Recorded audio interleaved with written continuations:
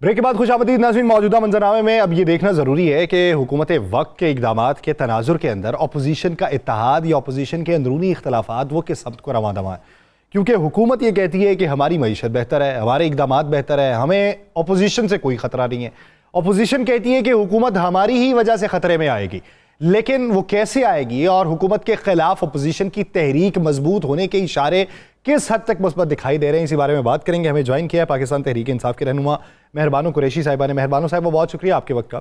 मेहरबानो कुरैशी साहिबा, एक तरफ तो बादी नज़र में ये दिखाई देता है कि हुकूमत अपने आप को मजबूत करने के लिए इन्हेंसमेंट कर रही है विफाकी कैबिनेट में, और जिस तरीके से उन्होंने दूसरे लोगों को शामिल किया, पाकिस्तान पीपल्स पार्टी फिर बाद में शामिल ना हुई, लेकिन आप ये समझती हैं कि इस वक्त अपोजिशन का जो अलायंस है, जो बन भी रहा है और नहीं भी बन रहा, वो इतना मजबूत हो जाएगा कि हुकूमत के लिए कोई मुश्किल हो सकती?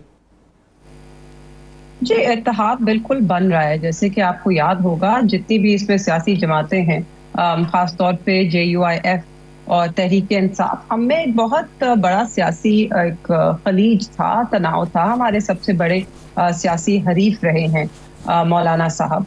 तो जब ऐसे मौक़ों पर आपको जब जमातों को इकट्ठा करना होता है किसी एक मौक़िफ़ के ऊपर, तो जो दरमियान की मिसअंडरस्टैंडिंग्स हैं या दरमियान के जो इख्तलाफात हैं, उनको भी किनारे लगाना होता है। तो मेरे ख्याल में उसमें वक्त लगता है, और जितनी भी गुफ्तगू हुई है अब तक मेरी मालूमात के मुताबिक मौलाना साहब से, उसमें अच्छी पेशरफ्त हुई है।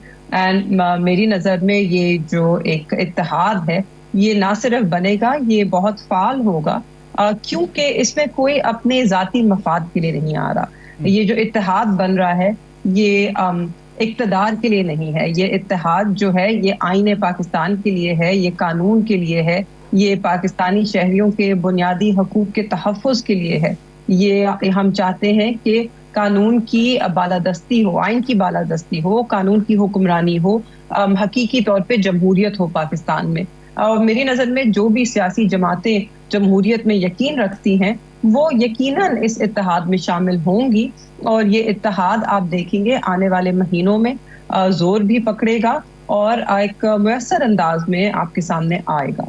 अच्छा, मेहरबान साहब, आज खान साहब ने एक बात की है कि इस दहशतगर्दी की जंग में हम बिल्कुल साथ खड़े हैं और गैर मशरूत तरीके से साथ खड़े हैं, क्योंकि सबसे पहले पाकिस्तान और सबसे पहले पाकिस्तान की मजबूती है।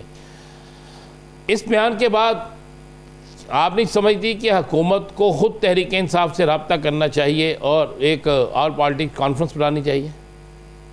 एब्सोल्युटली, मेरे ख्याल में इससे पहले भी उनको करना चाहिए था, मगर हुकूमत वही है कि उन्होंने एक झूठा बयानिया बनाने की कोशिश की कि तहरीक इंसाफ एक मुल्क दुश्मन जमात है। और आपने देखा होगा कि उनके जितने भी नुमाइंदे टेलीविजन पे आते हैं, वो हमें दहशतगर्द करार देना चाहते हैं। मगर यही नुक्स है मेरे ख्याल में हुकूमती पॉलिसी में, कि वो जो सियासी जमातों को अगर दहशतगर्द पुकारना चाहते हैं या बनाना चाहते हैं, और उनको दहशतगर्दों की तरह उनके साथ रवैया रखा हुआ है, मगर जो दहशतगर्दी की लहर है वो दूसरी तरफ सर उठा रही है। 2024 में अगर हम देखें, अब तक सिर्फ 3 माह गुजरे हैं, और अब तक जितने वाकयात हुए हैं, तो आप इसका अगर मवाजना करें तो 2014 की जिस सतह पर दहशतगर्दी के वाकयात इस मुल्क में थे, हम ठीक वहीं पर दोबारा आ गए हैं। मेरे ख्याल में इसको जिस संजीदगी के साथ हुकूमत को डील करना चाहिए है, वो नहीं कर पा रही है। अक्ले कुल कोई भी नहीं होता मेरे ख्याल में दहशतगर्दी जैसी जो एक बहुत बड़ा मसला है इस मुल्क में, उसके अंदर कलेक्टिव विजडम के साथ चलेंगे तो ही पेशरफ्त होगी। सारी जमातों को एक ही प्लेटफॉर्म के ऊपर इकट्ठे होना चाहिए है, और इसकी जिम्मेदारी जो है वो हुकूमत पर आयद होती है। हुकूमत को अपना रवैया तब्दील करना होगा, हुकूमत को अपने जो माजी की नाकिस पॉलिसीज हैं कि जिस पर वो अभी तक चलते रहे हैं, उसको रिव्यू करना होगा मेरे ख्याल में, और उन्हें अपना जो एक एटीट्यूड है सियासी जमातों की तरफ, खासतौर पे तहरीक इंसाफ को लेकर, उसमें भी एक दुरुस्ती लानी होगी। देखिए, इस वक्त इस बात से तो कोई इख्तलाफ नहीं कर सकता कि पाकिस्तान की सबसे बड़ी सियासी जमात पाकिस्तान तहरीक इंसाफ है। हर सूबे में उसकी नुमाइंदगी है, वो वफाक की एक अलामत बन चुकी है। उसके बाद इमरान खान साहब जो हैं वो मकबूल तरीन लीडर हैं पाकिस्तान के। इस वक्त पाकिस्तान को एक ऐसा ही लीडर चाहिए है जो पूरे कौम को इस वक्त मुत्तहिद कर सकता है। तो हम क्यों जाया कर रहे हैं एक ऐसे लीडर को जो इस वक्त पाकिस्तान को इकट्ठा कर सकता है। मेरे ख्याल में हुकूमत पे ये, अगर वो, और हर कोई मुहब्बे वतन है, और अगर वो एक संजीदा तौर पे इस मामलात को बेहतरी की तरफ लेके जाना चाहते हैं, तो मेरे ख्याल में वक्त आ गया है कि जो माजी की तलखियां हैं और जो एक इंतकाम की उनमें प्यास है, उसको वो साइड पर रखें और पाकिस्तान के मफाद के लिए इकट्ठे हों, एक प्लेटफॉर्म पर आएं, हाथ बढ़ाएं, माहौल को साजगार बनाएं, अदालतों को फ़ाल करें, दबाव से उन्हें पाक करें और वहाँ पर आइन के और जो आपके कानून के मुताबिक फैसले होने दें और अपनी तवज्जो जो है वो सियासी इंतकाम से हटाकर दहशतगर्दी को लड़ने में लगाएं। मेरे ख्याल में अगर हम सब मिलकर ये करेंगे तो हम पाकिस्तान को दोबारा मजबूत कर सकते हैं और यहाँ पे अमन व अमान कायम कर सकते हैं। अप्रैल का महीना बड़ा अहम महीना करार दिया जा रहा है। खान साहब की रिहाई के हवाले से, शाह महमूद कुरैशी साहब की रिहाई के हवाले से, डॉक्टर यास्मीन राशिद समेत बाकी लोगों की रिहाई के हवाले से अप्रैल में ऐसा क्या होने जा रहा है? जी मुझे तो नहीं मालूम। हम तो पिछले अब 600 दिन होने वाले हैं। हम तो दुआ गो हैं कि ऐसा दिन आए कि जिसमें इंसाफ नाफिज हो इस मुल्क में और जितने भी हमारे लीडर्स हैं और असीरान हैं जो कि झूठे मुकदमों में पाबंदे सलासल हैं बेगुनाह, वो रिहा हों। अगर ये अप्रैल में होता है तो 100 बिस्मिल्लाह, मगर हम अपने जो एक नज़रिया है हमारा, उससे हम पीछे नहीं हटेंगे। हम पहले भी जमहूरियत के लिए बात करते थे, आवाज़ उठाते थे, आज भी करेंगे और हमेशा करते रहेंगे। सच्चाई से हम पीछे कभी नहीं हटेंगे। मगर ज़रूर मेरे ख्याल में इस वक्त अगर आप देखें कि पाकिस्तान में जो सूरत हाल है, ये एक दहशतगर्द तंजीम BLA जिसने एक ट्रेन को यरगमाल बनाया है, एक ट्रेन को आग लगाई है और उसके अंदर लातादाद लोगों को यरगमाल बनाया है। मेरे ख्याल में ये एक बहुत बड़ा वाकया है। मेरे ख्याल में इस वाकये के बाद हम सबको थोड़ा सोचना चाहिए है कि क्या हम अपनी सियासत के भीड़ अपने मुल्क को चढ़ाना चाहते हैं या हम इस सब को साइड पर रखकर इकट्ठे होकर पाकिस्तान की मईशत को, पाकिस्तान की सरहदों को और पाकिस्तान के जो शहरी हैं उनके सेफ्टी को और अमन व अमान को तरजीह देना चाहते हैं। अगर हम ये सब करना चाहते हैं तो मेरे ख्याल में सबसे मुस्बत कदम इसमें यही होगा कि हम झूठे मुकदमात में जो लोग बंद हैं उनको रिहा करें ताकि हम सब उसमें एक साजगार माहौल पैदा हो। हम सब इकट्ठे बैठकर पाकिस्तान के जो मसले हैं उनसे निपटने के लिए बैठे। देखिए मसला क्या है, इस वक्त आपके पास बलूचिस्तान में भी एक ऐसी हुकूमत है जो बलूचिस्तान के लोगों की नुमाइंदगी नहीं कर रही, क्योंकि वो बलूचिस्तान के लोगों के वोट से नहीं आई है। बलूचिस्तान में जितने मसले हैं वहां पर अगर उनके अपने नुमाइंदा लोग होंगे तो वो उन तक अपनी आवाज पहुंचाएंगे। मेहरबानो साहिबा, एक सवाल मेरा ये कि पार्टी के अंदरूनी जो मसाइल हैं, आज अलीमा खानम साहिबा से तल्ख कलामी हुई नईम हैदर पंजोथा की, माजी करीब में देखें तो एक दूसरे पे तानाजनी की जा रही है। आपके ख़ानदान के बारे में बातें होने लगी 26वीं तरमीम के बारे में। आप समझती हैं कि अगर खान साहब बाहर होंगे तो ये जो अभी चेहरे मौजूद हैं ये चेहरे मौजूद नहीं होंगे, पार्टी स्ट्रक्चर तब्दील हो जाएगा और फिर पब्लिकली कोई एक दूसरे को टॉन्ट नहीं करेगा? मेरे ख्याल में नहीं, पब्लिक चेहरे जो हैं वो तब्दील नहीं होंगे। देखिए हर किसी ने बड़ी कुर्बानी दी है। बहुत से ऐसे लोग हैं, हाँ वो पहले हमारी जमात में नहीं थे, मगर जब जमात पर मुश्किल वक्त आया तो वो सामने आए। उन मुश्किल वक्तों में वो इस जमात की आवाज बने। मेरे ख्याल में सबने एक किरदार अदा किया है। किसी की कुर्बानी ज्यादा है, किसी की कम है, मगर कुर्बानियां सबने दी हैं।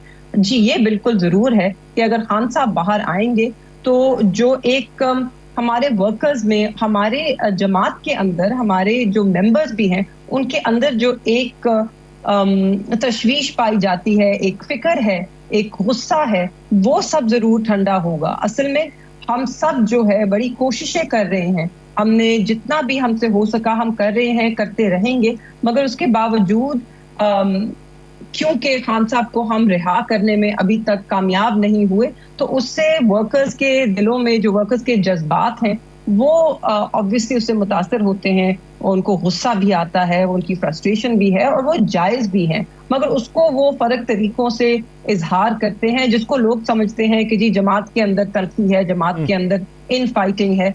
मेरे ख्याल में अगर हम इस बात का सबसे पहले एतराफ़ करें कि हमारी जमात एक बहुत मुश्किल वक्त से गुजर रही है, जितना जोर इस जमात को तोड़ने पे लगाया गया है, मेरे ख्याल में माजी में उसकी मिसाल नहीं मिलती और उसके बावजूद ये जमात ना सिर्फ खड़ी है, ये पहले से ज्यादा मजबूत होकर खड़ी है। इसका वोट बैंक कम नहीं हुआ, इसका वोट बैंक बढ़ा है।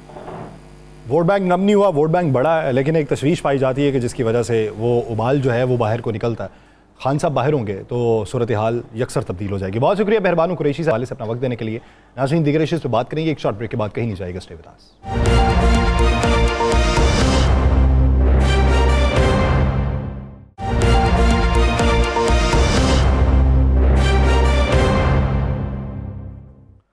ब्रेक के बाद खुशामदीद। नाज़रीन, ब्रेक से पहले जिस तरीके से मेहरबान कुरैशी साहिबा ये कह रही थी कि तहफ़्फ़ुज़ात कोई बहुत बड़े नहीं हैं, तहफ़्फ़ुज़ात दूर हो जाएंगे, तमाम मंजरनामा जो है ये वज़ा हो जाएगा और इत्तेहाद जो है ये बनता हुआ दिखाई देगा और एक ही नुक्ते के ऊपर सब मुत्तफ़िक हैं, जो हुकूमत की गवर्नेंस के हवाले से है, हुकूमत के स्टेक के हवाले से है और हुकूमत की पोजीशन के हवाले से। वो पोजीशन अपोजिशन की नज़र में, सबकी नज़र में सेम है।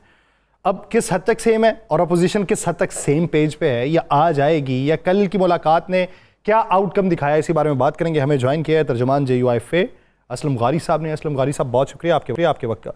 असलम गारी साहब, कल मुलाकात हुई, असद कैसर साहब भी थे, सलमान अकरम राजा साहब भी थे, आपके रुफ़का भी मौजूद थे।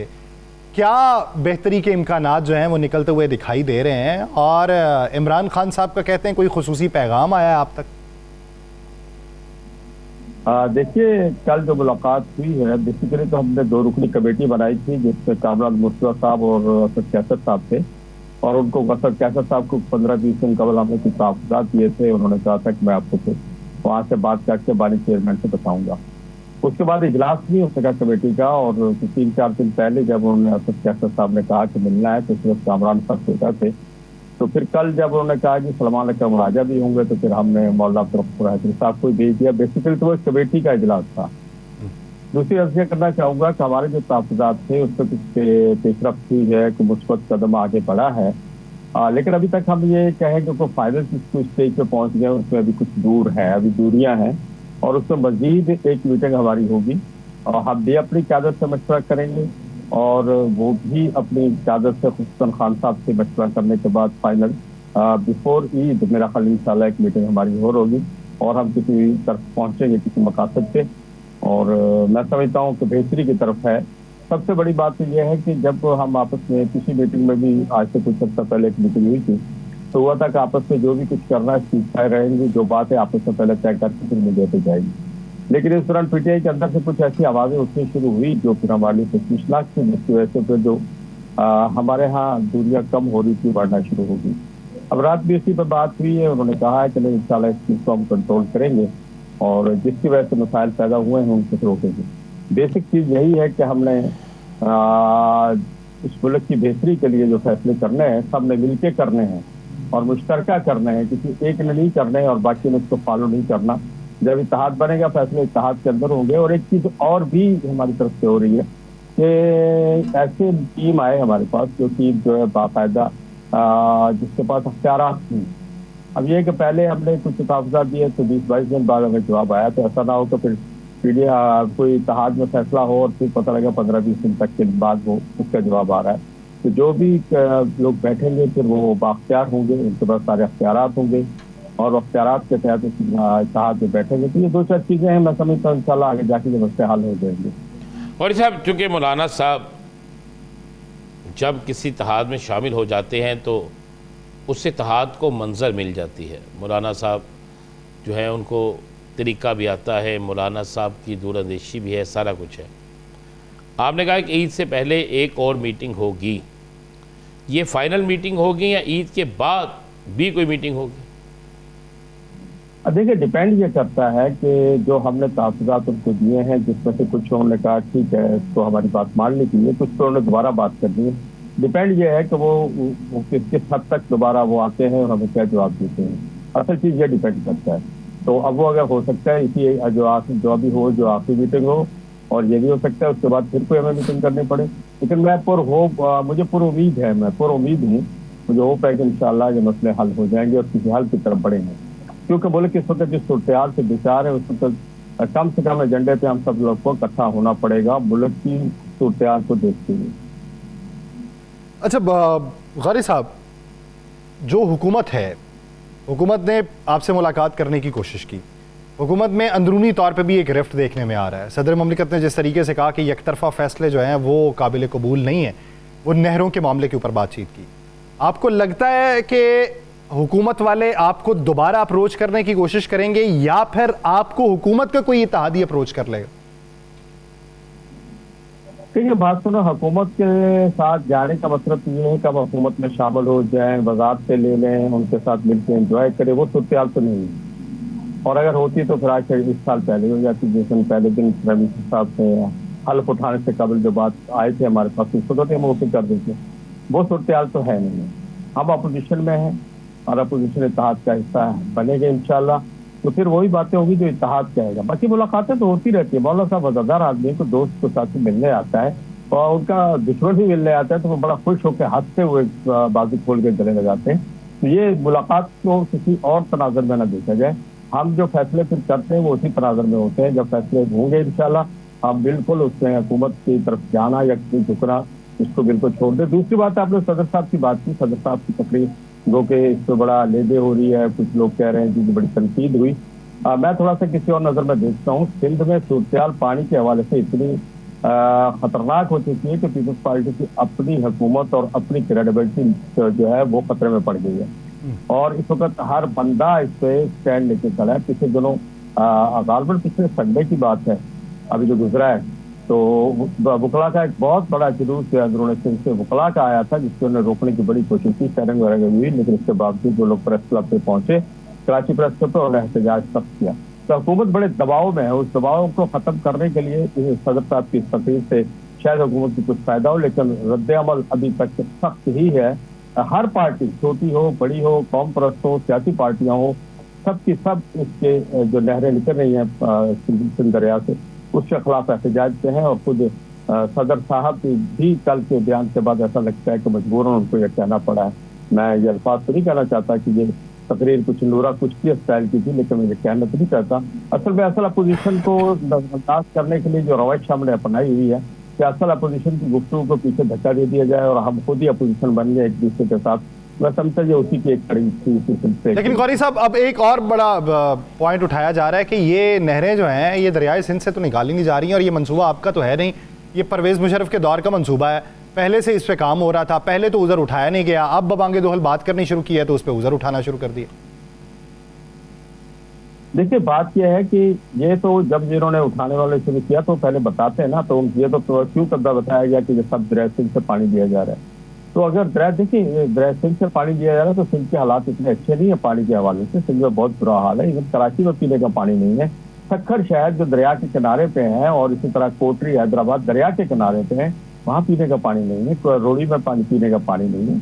सूरत बहुत सिंध में पानी के हवाले से खराब है और हमें जो मुआहदे हमारे दरमियान हैं सूबों के दरमियान में उनको मद्देनजर रख के फैसला करना चाहिए। मुल्क जिस सूरत पे खड़ा हुआ है हमें कोई ऐसा रिस्क नहीं लेना चाहिए कि पहले दो सूबों में जो सूरत खराब है हम तीसरे सूबे को भी उसको इन्वॉल्व कर लें।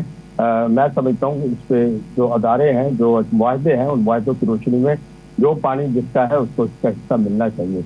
गौरी साहब, ये परवेज खटक साहब को वजारत क्यों दी गई है?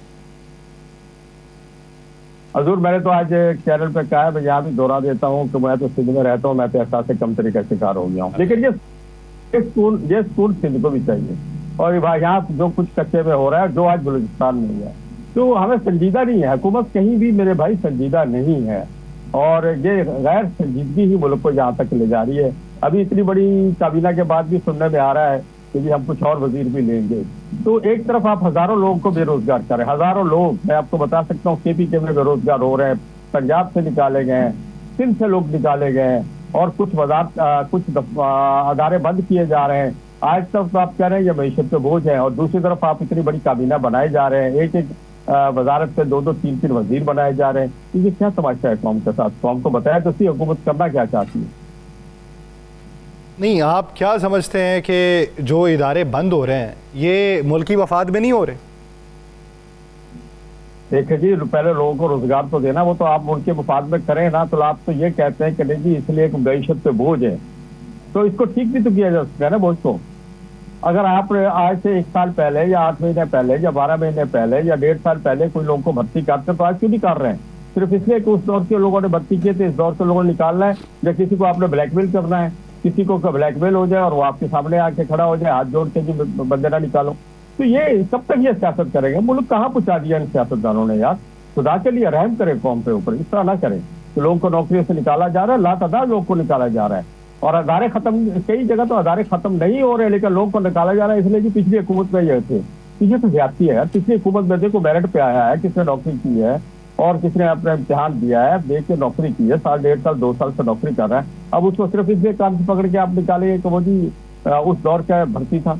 ज्यादतियां हैं, हुकूमत ज्यादती कर रही है। मैं आपके इस बहुत आपकी आवाज तो बड़ी दूर तक, राणा साहब की आवाज तो बहुत दूर तक जाती है और मैं उसका सहारा लेना चाहता हूँ। तो इस सहारे से मेरा ख्याल हुकूमत की आंखें खुलनी चाहिए। जो कुछ आज मैं उसकी भी मजम्मत करता हूँ जो आज बलूचिस्तान में हुआ है, और हमें फिर भी हमारी हुकूमत की आंखें नहीं खुलेगी और फिर भी वो इस तरह के वाक़यात करेगी तो आवाम पर दिन ब दिन हुकूमत की आंखें खुलनी चाहिए और इस तरफ को तवज्जो देनी चाहिए, और यूं ही हालात बेहतर बसूरत दीगर हालात दिगरगुं सूरत हाल इख्तियार कर जाएंगे। बहुत शुक्रिया असलम गौरी साहब इस हवाले से अपना वक्त देने के लिए। नाज़रीन एक ब्रेक लेते हैं, ब्रेक के बाद पंजाब के सियासी, मुआशी और इंतजामी मंजरनामे पर बात करेंगे। कहीं नहीं जाएगा स्टे विद अस।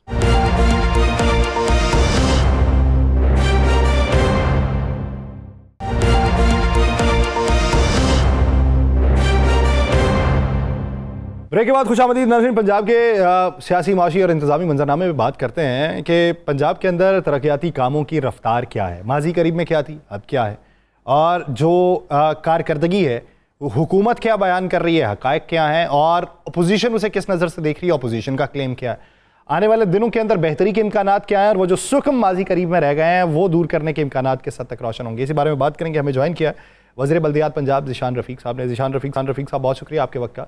ज़ीशान रफ़ीक साहब, एक तो स्टोरी जो है वो कल राना साहब ने दी, उस पर सुनने में है कि एक्शन भी हो रहा है ई टेंडरिंग के हवाले से, कि जिसमें ई टेंडरिंग में भी जुगाड़ ढूंढे गए। आप ये बताइए कि माजी करीब में या मुस्तकबिल करीब में क्या फ़र्क होगा, यानी अभी जो इक़दामात उठाए जा रहे हैं, माजी में जो उठाए जा रहे थे और मुस्तकबिल में जो उठाए जाएंगे, उनमें बुनियादी फ़र्क क्या होगा? जी बिस्मिल्लाहिर्रहमानिर्रहीम, बहुत शुक्रिया आपका भाई। अच्छा, गुजारिश ये है कि जो राणा साहब ने बात की, आप ई टेंडरिंग की बात कर रहे हैं, एक देखिए आपको मैं वाज़ेह फ़र्क बताऊं, वो ये है कि पंजाब के अंदर पहली दफ़ा ई टेंडरिंग की वजह से तकरीबन 50 बिलियन के करीब सेविंग जो है ना वो आई है हमारे इस ADB के जो बजट की जो मुख्तलिफ टेंडर्स हुए उस सिलसिले में। बाकी ये है कि देखें सिस्टम जो होते हैं ना, अगर उसमें कोई कमियां कोताहियां होती हैं तो उसको हमेशा बेहतर करने की गुंजाइश उसमें होती है, और वज़ीर आला पंजाब इसमें 100% कमिटेड है जी कि हमने ट्रांसपेरेंसी लेके आनी है अपने तमाम सिस्टम्स के अंदर। वो हमें नज़र भी आ रही है, बहुत बेहतरी से चीज़ें चल रही हैं। अब मैं आपको छोटी सी मिसाल बताऊं कि जो हमारा लाहौर डेवलपमेंट प्लान है एक, जिसमें तकरीबन 70 बिलियन के करीब की टेंडरिंग की गई और उस टेंडरिंग में भी हमें अच्छी खासी सेविंग भी आई। अब उसमें हम एक पायलट कर रहे हैं, वो ये है कि इवन जो पेमेंट मैकेनिज़्म है उसको भी हम डिजिटल कर रहे हैं बेसिकली, ताकि जो इससे पहले होता था कि ह्यूमन इंटरेक्शन की वजह से फिर वो इवन पोस्ट टेंडर्स भी जो कुछ करप्शन की जो गुंजाइश होती थी वो भी इसमें टोटली जो है ना वो ख़त्म कर दी गई है। और इंशाअल्लाह अगले बजट में पूरे पंजाब में इसको इंशाअल्लाह लेके जाया जाएगा, ताकि ई टेंडरिंग से भी एक ट्रांसपेरेंसी होगी, जो है ना चीज़ें बेहतर होंगी। उसके बाद जो पोस्ट टेंडर जो अगली चीज़ें हैं, जो बिलिंग का सिस्टम है, उसको भी डिजिटल किया जाएगा पूरे पंजाब के अंदर। ये तो है हमारा जो ट्रांसपेरेंसी के हवाले से, टेंडरिंग के हवाले से। बाकी देखें, मैं एक बात करता जाऊँ कि कारकर्दगी की अगर बात करें तो आप तमाम सूबों की कारकर्दगी को उठा लें और कारकर्दगी को आप सूबों के मुख्तलिफ इनिशिएटिव्स के एतबार से ना आप एक चेकलिस्ट बना लें। आप देख लें कि कौन सा सूबा जो है वो लोगों के लिए कौन कौन से मंसूबे लेके आया है, कौन कौन से मंसूबे ग्राउंड के ऊपर आ चुके हुए हैं। तो पंजाब में आपको एक लंबी लिस्ट नज़र आती है, 90 से ज़्यादा जो है ना वो हमारे इनिशिएटिव्स हैं जो ग्राउंड पे आ चुके हैं, जिसमें इम्प्लीमेंटेशन हो चुकी है, आगे बढ़ रहे हैं, लोगों को उनके ज़रिए से फ़ायदा मिलना शुरू हो चुका है। और दूसरी तरफ आप अगर केपी का मुआवजा कर लें तो हम तो अक्सर ये बात करते हैं कि उनकी 12-13 साल की कारकर्दगी ले लें और मरियम नवाज शरीफ साहबा की 1 साल की कारकर्दगी ले लें और मुआवजा करके देख लें। मैं आपको एक और चीज़ बड़ी अहम बताता जाऊँ। हमारा ही एक बहुत मेरे ही डिपार्टमेंट का एक मंसूबा है और सीएम पंजाब का बड़ा फ्लैगशिप प्रोजेक्ट है सुथरा पंजाब के नाम से। इस प्रोजेक्ट के तहत देखिए प्रोजेक्ट भी चल रहा है, उससे लोगों को फ़ायदा भी पहुंच रहा है, लेकिन इसके तहत सिर्फ और सिर्फ पंजाब के अंदर अभी तक तकरीबन 97,000 से ज़ायद नई जॉब्स लोगों को मिल चुकी हैं। यानी कि बेरोजगारी के खात्मे के लिए भी जो है ना इसका एक बड़ा है किरदार। जिशान साहब आप एक तो मुझे बताइएगा कि नहीं इसमें कोई शक नहीं, इसमें जो आप बात बता रहे हैं इसमें एक और बस चीज़ ऐड करता जाऊँ ताकि आपके नाज़रीन के लिए ये बड़ा ज़रूरी है। इसी प्रोजेक्ट के अंदर जो अलाइड इंडस्ट्री है, जो एक्चुअली मशीनरी इक्विपमेंट्स जो यूज़ की जा रही हैं इस प्रोजेक्ट के अंदर, जो सफाई के सिलसिले में आपको नज़र आती है, कंटेनर्स पड़े हैं, मुख्तलिफ मशीनरी जो है ना वो चल रही होती है पूरे पंजाब के मुख्तलिफ इवन देहातों के अंदर, शहरों के अंदर, उसका जो इम्पैक्ट जो प्राइवेट इंडस्ट्री के ऊपर है वो तकरीबन 100 बिलियन के करीब का इम्पैक्ट है। यानी कि इतना कारोबार वहाँ पे लोगों को जो है ना मिल रहा है, जो कि हमारी वो industry medium industry, small industry जो थी, जो ये मैन्युफैक्चरर से इस चीज़ के लिए वो उनके काम बड़ा स्लो हो चुका था, अब उनको एक नया बिजनेस मिल चुका हुआ है। इवन आईटी के सेक्टर को इसका तकरीबन 2 बिलियन का सालाना जो है ना इसका इम्पैक्ट उस पर भी है।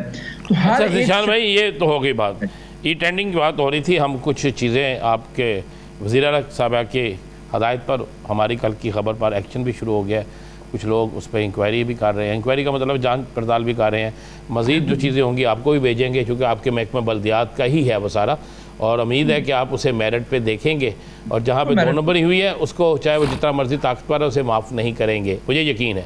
अच्छा ये बता दें बल्दियाती इलेक्शन हो रहे हैं इंशाल्लाह, आप हमें दीजिएगा, इसके ऊपर पूरा एक्शन होगा जो भी इस चीज़ में अगर आप देंगे। बल्दियाती इलेक्शन करवा रहे हैं जी इंशाल्लाह ताला। मैं आपको बताऊं कि जो हमारा बल्दियाती एक्ट है वो असम्बली में टेबल हो चुका है, अब वो स्टैंडिंग कमेटी को रेफ़र हो चुका है। इंशाल्लाह ताला अगले 1.5-2 माह के अंदर अंदर असम्बली से बिल पास होगा। उसके बाद बिल्कुल अपनी जो भी नॉर्मल स्पीड के साथ जो आगे बल्दियाती इलेक्शन तक एक प्रोसेस है, आपको मालूम है कि एक्ट पास होने के बाद डिमार्केशन होनी है, तकरीबन 1 महीना हम उसके लेंगे। उसके बाद डिलिमिटेशन का प्रोसेस है जो कि इलेक्शन कमीशन ऑफ पाकिस्तान ने करना है, तकरीबन नॉर्मली वो 3 महीने के अंदर अंदर करते हैं, तो वो होगा और उसके बाद इलेक्शन जो है ना वो उसका शेड्यूल आ जाएगा। तो बिल्कुल आप बेफिक्र हैं, हम कमिटेड हैं इस चीज़ के लिए। हमने तो देखिए टाइम ज़ाया नहीं किया, 1 साल मुकम्मल होने के अंदर अंदर हमने एक बल्दियाती निज़ाम, बल्दियाती जो मसवदा है कानून का, वो भी तैयार करके अपनी कैबिनेट से पास करके असम्बली पे टेबल भी कर दिया है। और मुझे इंशाअल्लाह उम्मीद है अल्लाह के यहाँ के इसी साल के अंदर जो है ना बल्दियाती इलेक्शंस भी हो जाएंगे। अच्छा ज़ीशान साहब एक चीज़ समझाइए, अच्छा काम है कि आप 50 बिलियन जो हैं वो सेव कर रहे हैं और एक मैकेनिज़्म के तहत, एक नए निज़ाम के तहत, और उसमें वो जो खांचे लगते थे या जो मनपसंद जो लोगों को नवाजा जाता था वो चीज़ें ख़त्म हो गई। लेकिन दूसरी एक अहम बात ये है कि जब टेंडर जो है वो कम पैसों के ऊपर जो है वो दे दिया जाता है, उसकी बिड हो जाती है, उसमें जो क्वालिटी है, क्वालिटी मैनेजमेंट या क्वालिटी को परखना, वो बड़ा अहम उनसर पाया जाता है जब आप कर रहे हैं शफाफ उसे। ये बड़ी एक इसके ऊपर बातचीत हो रही है कि ये जो रंग किए गए थे सब्ज़ रंग के, वो लेन के लिए एक बारिश ने वो रंग उखाड़ दिए हैं, ये इस तरीके से नहीं होना चाहिए था। तो वो उसमें शफाफियत के लिए क्या इकदाम उठाए जा रहे हैं? देखिए मैं आपको एक बात बताऊँ, ये तो आपने छोटी सी एक वो प्रोजेक्ट के बारे में बात की ना, लेकिन उसमें भी अगर आपको हम दिखा भी सकते हैं कि ऐसी चीज़ों के ऊपर पेमेंट नहीं की जाती है अगर उसमें कोई गड़बड़ नज़र आती है तो। देखिए मैं आपको एक बात बताऊँ, देखिए आपको टेक्निकल चीज़ एक समझाता हूँ। एक तो ई टेंडरिंग होती है, ई टेंडरिंग के बाद एक बड़ा इससे पहले सिस्टम हुआ करता था कि जो भी प्रोजेक्ट, जो भी स्कीम चल रही होती है उसकी एक रेजिडेंट सुपरविजन के लिए भी कंसल्टेंट्स हायर किए जाते थे। और इससे पहले सिस्टम क्या होता था कि जो मुतलका एक्सीएन जिसने उसकी पेमेंट करनी होती थी वही पे मास्टर होता था उस जो है ना रेजिडेंट सुपरविजन के लिए जो कंपनी है होती है उसके लिए भी वही पे मास्टर होता था। अब ये लाहौर के अंदर हमने ये भी इस दफ़ा किया है कि जो साइनिंग अथॉरिटी है जो कि चेक्स पे साइन करेगा वो उसका पे मास्टर नहीं है। अच्छा, उसके लिए हमने एक और चीज़ और अथॉरिटी होगी ताकि ये जो इस तरह की इसमें कोई नॉर्मली सी वो भी ख़त्म की जाए। देखें एक बात, इस चीज़ को अप्रिशिएट करें कि 78 सालों से ये सिस्टम्स चल रहे थे। इसमें आपने बिल्कुल ठीक कहा कि मनपसंद लोगों को ठेके देने का एक गुंजाइश मौजूद होती थी पुराने निज़ाम के अंदर। अब वो गुंजाइश ख़त्म हो चुकी है। अब अगर कोई साथ साथ कोई इश्यूज आती है तो उनको हम फौरी तौर पे एड्रेस करते हैं कि कहीं पे कोई जो है ना चीज़ें खराब होती हैं, चीज़ें नज़र आती हैं, उसके ऊपर फौरी तौर पे एक्शन होता है।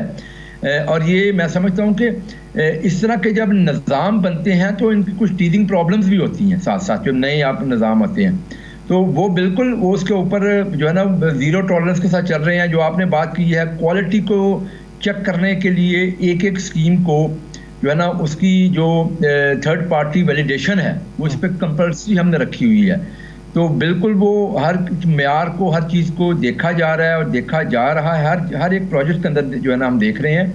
तो बिल्कुल इसमें हम जो है ना वो आपको इसमें यकीन दिलाते हैं कि इसके अंदर 100% जो है ना वो चीज़ों को क्वालिटी के ऊपर कोई कॉम्प्रोमाइज़ उम्मीद करते हैं क्वालिटी के ऊपर भी कॉम्प्रोमाइज़ कोई ना हो और ई टेंडरिंग का निज़ाम जो है उसमें भी बेहतरी आए और शफाफ लाई जा सके। बहुत शुक्रिया ज़ीशान रफ़ीक साहब इस हवाले से अपना वक्त देने के लिए। नाज़रीन, प्रोग्राम का वक्त खत्म हो जाता है, मुझे और राना साहब को दीजिए इजाज़त। आपसे मुलाकात होगी कल के रोज़। अपना बहुत सा ख्याल रखिएगा। अल्लाह निगहबान।